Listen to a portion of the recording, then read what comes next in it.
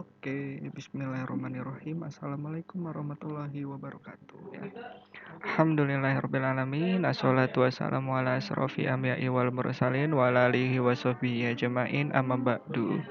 Puji syukur kehadirat Allah Subhanahu wa taala yang telah melimpahkan rahmat, hidayah dan karunia-Nya sehingga pada kesempatan kali ini kita masih dapat bertemu secara daring dan melaksanakan kegiatan pembelajaran. Oke, Bapak hari ini akan menjelaskan mengenai sistem pengolahan makanan. Oke. Nah, kompetensi dasar yang harus kita sama-sama pelajari adalah yang pertama itu menganalisis sistem pengolahan makanan. Ya, nanti akan Bapak jelaskan.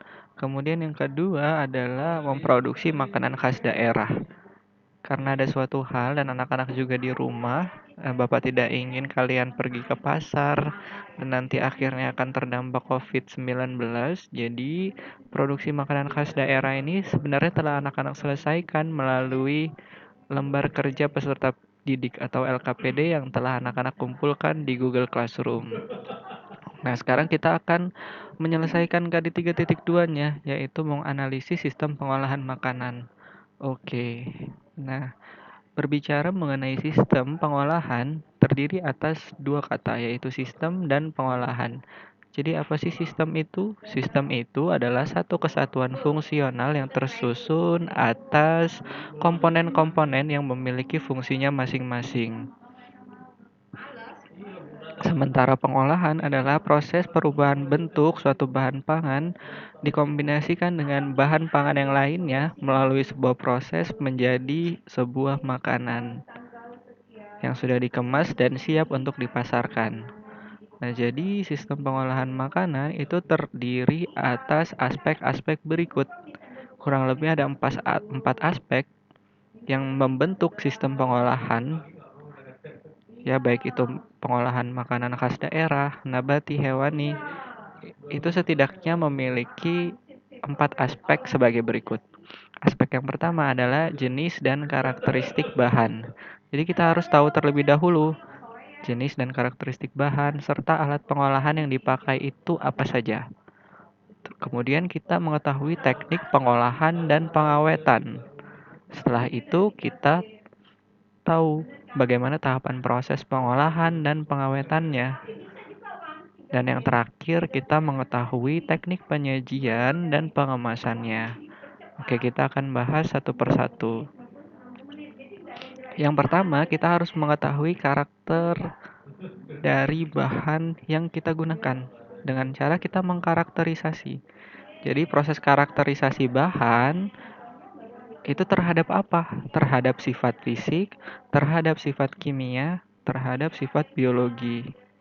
Ya, contohnya adalah seperti ini. Ketika anak-anak itu memilih teman dekat, artinya memilih sahabat, pasti anak-anak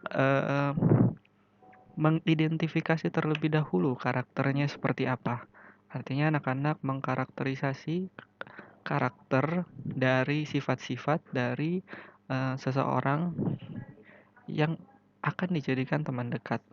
Karakter yang seperti apa? Sifat-sifatnya yang satu frekuensi dengan uh, kalian. Oleh sebab itu terbentuklah chemistry sehingga menjadi sebuah sahabat. Nah, begitu juga dengan sistem pengolahan. Kita harus tahu terlebih dahulu karakter dari bahan tersebut. Nah, karakter dari bahan tersebut apa saja sih? Karakter dari sebuah bahan, ya, bahan pangan itu ada sifat fisik, ada sifat kimia, dan ada sifat biologis.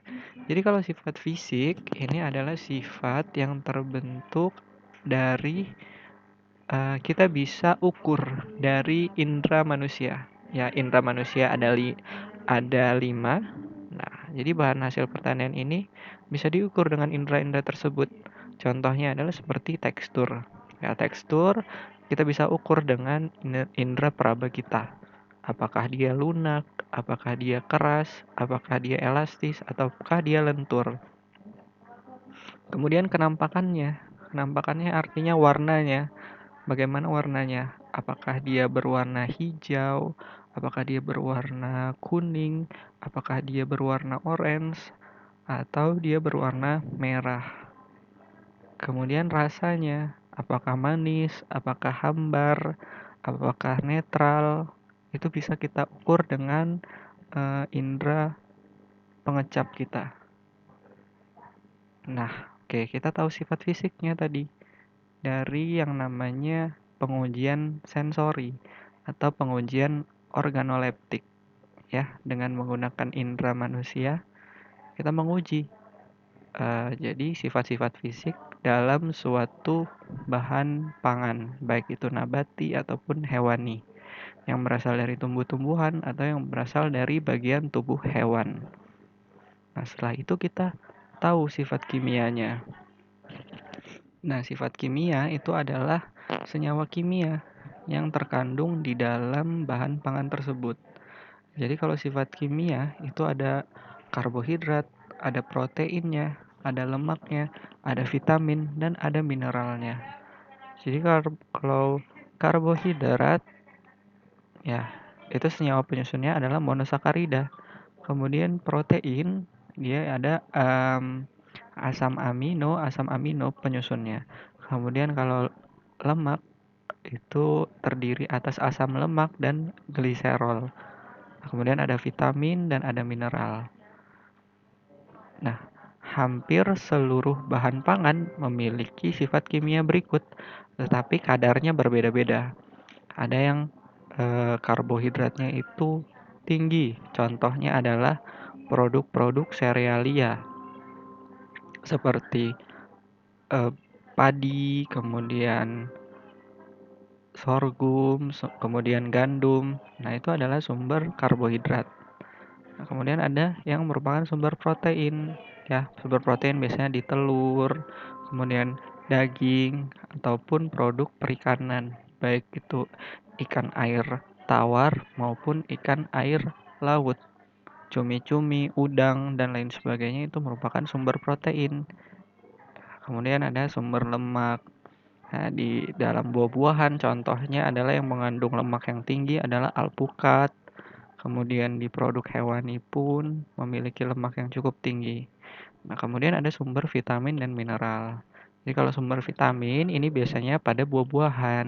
Ya, buah-buahan itu mengandung vitamin yang cukup banyak.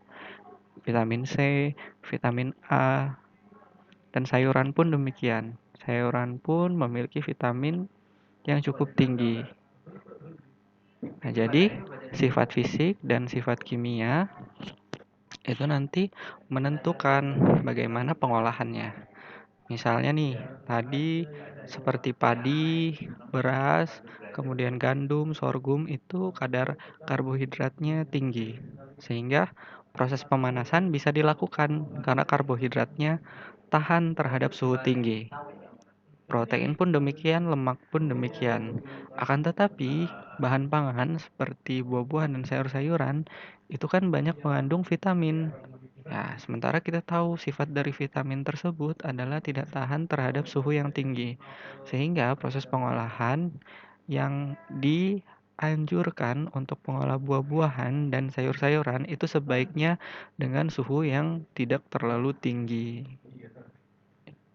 Oke.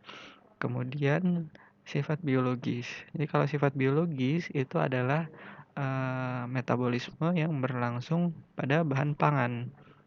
Itu disebut sebagai proses respirasi. Nah, jadi bahan pangan, buah-buahan dan sayur-sayuran itu mengalami proses respirasi. Artinya dia melakukan metabolisme, ya. Ketika buah dan sayur tersebut dipanen, sudah lepas dari tanamannya, sudah lepas dari akarnya, itu dia tetap mengalami perkembangan selnya hingga menjadi proses kebusukan. Nanti akan terjadi penurunan mutu akibat proses respirasi tersebut. Nah, jadi proses respirasi atau metabolisme dalam bahan pangan, khususnya buah-buahan dan sayur-sayuran, itu terdiri atas dua, yaitu klimakterik dan non-klimakterik. Jadi kalau klimakterik itu dia mengalami lonjakan respirasi. ya, dia mudah mengalami kebusukan. Sementara yang non klimakterik ini respirasinya cenderung konstan. Nah, ini contohnya kalau klimakterik dia mengalami lonjakan respirasi. Kalau non klimakterik ini respirasinya cenderung konstan. Sehingga yang cepat mengalami kebusukan adalah buah-buahan dan sayur-sayuran yang bersifat klimakterik. Nah, pola respirasi klimakterik ini banyak pada buah-buahan. Nah, sementara pola respirasi non-klimakterik ini terdapat pada sayur-sayuran. Ini kurvanya bisa dilihat. Ini ada sumbu X-nya itu adalah waktu, kemudian sumbu Y-nya itu adalah kadar CO2. Ya, jadi dia mengalami lonjakan respirasi. Ini ada peningkatan respirasi. Sementara di non-klimakterik itu pola respirasinya cenderung konstan. Sumbu X dan ini sumbu Y-nya. Nah, berdasarkan sifat-sifat ini kita bisa tentukan bagaimana teknik pengolahan yang tepat. Nah, selanjutnya kita mengetahui mengenai alat pengolahan. Jadi peralatan pengolahan adalah berbagai benda atau perkakas yang digunakan untuk mengolah suatu olahan bahan pangan. Nah, jadi karakteristik alat pengolahan yang baik itu seperti apa? Oke, yang pertama itu tidak luntur, kemudian tidak mudah rusak, kemudian kemudian memakai peralatan yang bisa berfungsi maksimal. Nah, kemudian tidak mengandung bahan kimia yang berbahaya bagi tubuh, ya. Jadi sifatnya harus tidak luntur, tidak mudah rusak, artinya dia itu tidak mengalami kerusakan ketika kita menggunakan suhu yang tinggi gitu. Kita memasak gitu kan. Itu kan suhunya tinggi, bisa lebih dari suhu air mendidih. Oleh sebab itu, peralatan yang digunakan itu sebaiknya tidak mudah rusak. Nah, peralatan yang tidak mudah rusak ini biasanya itu terbuat dari bahan stainless steel, ya. Dia itu tidak mengandung bahan kimia, kemudian karena dia tidak bereaksi, artinya dia tidak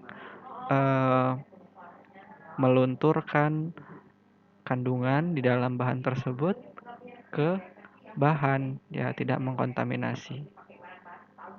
Nah, oleh sebab itu alat-alat pengolahan itu sebaiknya memiliki karakter seperti ini. Lanjut ke teknik pengolahan. Nah, jadi teknik pengolahan itu kita menentukan bagaimana makanan tersebut diolah. Nah, teknik pengolahannya itu ada pengawetan, ada penggunaan suhu tinggi, ada penggunaan suhu rendah, dan ada penambahan bahan kimia atau bahan tambahan makanan yang diperbolehkan berdasarkan keputusan Menteri Kesehatan. Ya. Jadi kalau teknik pengolahan dengan tujuan pengawetan itu bisa dilakukan dengan fisik, artinya dengan memberikan perlakuan-perlakuan fisik. Ya, seperti diberikan tekanan atau diberikan iradiasi. Nah, kalau pengawetan kimia itu ditambahkan bahan kimia. Kalau pengawetan secara biologi itu pengawetan dengan menggunakan agen biologi. Nah, contohnya adalah fermentasi. Nah, kalau menggunakan suhu tinggi, selanjutnya menggunakan suhu tinggi. Ya, berarti suhu yang cukup tinggi ya, lebih dari 50 derajat. Ini ada yang disebut dengan blanching, kemudian pasteurisasi dan sterilisasi. Pasteurisasi, sterilisasi, penggorengan, dan satu lagi adalah pengeringan. Nah, jadi kalau blanching ini adalah proses merendam dan menyiram produk-produk nabati dengan suhu 60 sampai 70 derajat.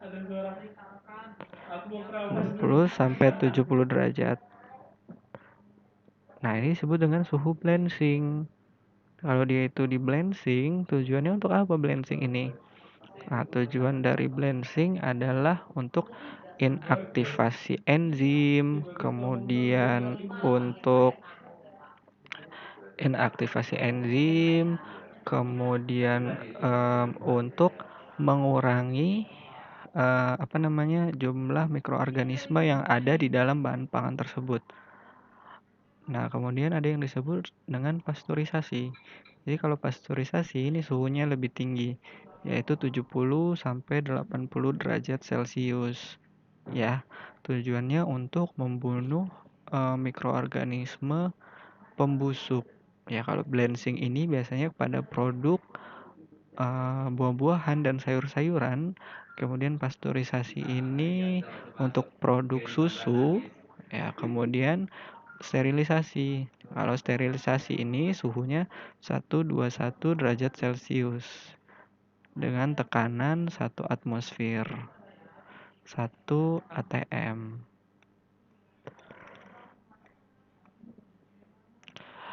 Nah, kalau suhu sterilisasi itu biasanya digunakan untuk produk-produk makanan kaleng. Nah, kalau ini penggorengan biasa dengan menggunakan media minyak goreng. Nah, kalau pengeringan itu adalah penghilangan kadar air ya. Dari kata dasar kering, ya kalau kering artinya tidak ada air. Nah, begitu juga pengeringan. Jadi kalau pengeringan itu penghilangan kadar air dalam suatu bahan.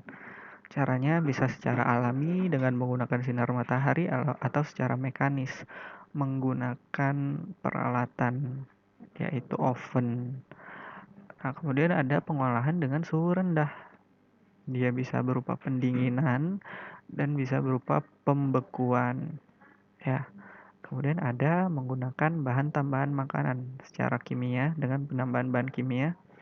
Contoh bahan kimia yang diperbolehkan seperti penguat rasa, pemanis, pengawet, pewarna, kemudian pengental dan pengemulsi.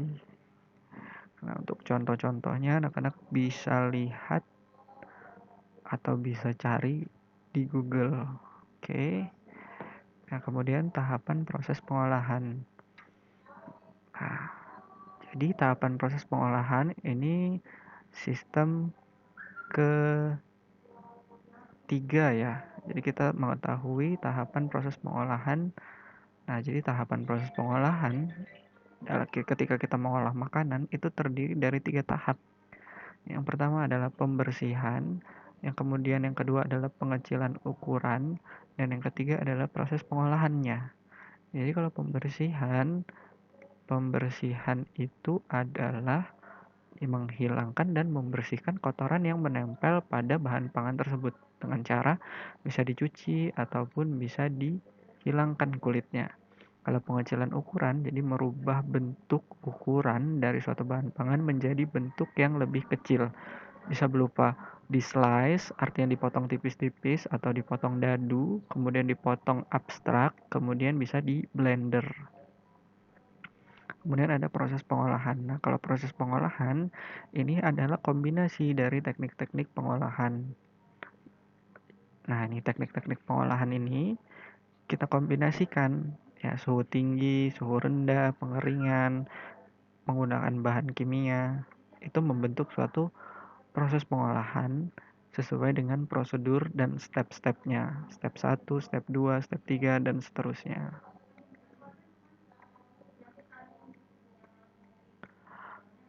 Nah, kemudian yang terakhir adalah teknik penyajian dan pengemasan. Bagaimana disajikan dan dikemasnya? Ya, bisa dengan botol jar, ya dengan toples jar, kemudian bisa dengan plastik, kemudian bisa dengan plastik, kemudian bisa kombinasi aluminium foil dengan karton, ataupun dengan kemasan kaleng, ataupun kombinasi antara kemasan karton dengan kemasan aluminium foil. Oke, itu dia penjelasan dari Bapak. Terima kasih. Jangan lupa untuk 1 langkah kecil setiap harinya. Bapak akhiri, wassalamualaikum warahmatullahi wabarakatuh.